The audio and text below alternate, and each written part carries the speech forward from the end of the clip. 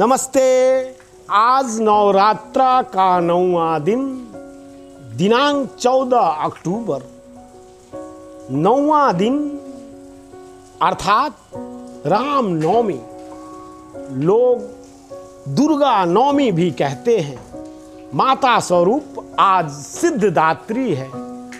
सिद्धदात्री सबों को मोक्ष प्रदान करती हैं, सबों को मुक्ति प्रदान करती हैं जो दिल से श्रद्धा से उनके भक्ति में लीन होता है। इसलिए मैंने आज का विषय मुक्ति रखा है। एक बात ध्यान दीजिए, अगर मेरे पास बुनियादी आर्थिक स्वतंत्रता ही नहीं है तो मैं किस मुक्ति की बात करूं? कौन सी मुक्ति? मुक्ति का मतलब क्या है? यहाँ लोगों के मुख से सुनिए।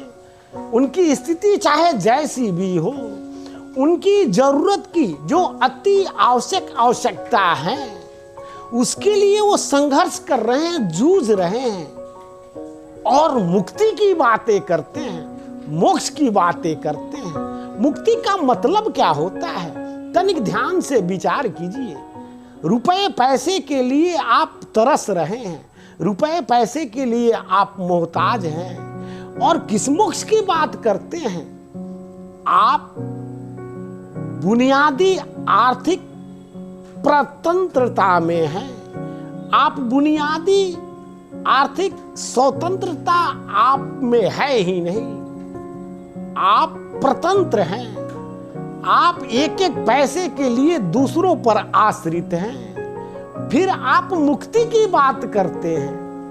कितना मूर्खतापूर्ण बातें हैं। जिस दिन आप उसको हल कर लेंगे, बस उसी पल उसी क्षण मुक्ति मिल जाएगी। मुक्ति का मतलब क्या है?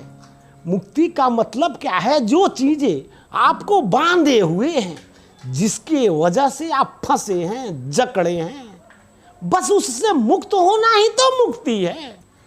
तो पहले तो आप रुपए पैसे के लिए दूसरों पर आश्रित हैं, फिर आप किस मुक्ति की बात करते हैं? पहले उसे तो ठीक करिए, फिर मुक्ति ही मुक्ति है। आपको मोक्ष की प्राप्ति हो जाएगी।